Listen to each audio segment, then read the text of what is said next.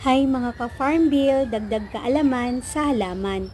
Ito ang insulin plant, kabilang sa halamang Crustaceae o tinatawag na spiral plants. Ito ay ginagamit sa traditional herbal medicine ng mga katutubo. Ang halamang ito ay may taglay na insulin at antioxidant na panlunas sa mga taong may mild at type 2 diabetes. Pumitas ng 2 dahon, hugasan at nguyain sa umaga at hapon. Maaari ding gawing tsaa, magpakulo ng 5 dahon nito sa kalahating litrong tubig sa loob ng 10 minuto at inumin sa umaga at hapon.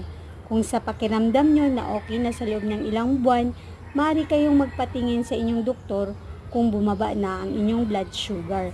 Magtanim ng halamang ito sa well-drained soil at diligan. Ilagay sa partial shaded area na naaarawan. Maraming salamat po.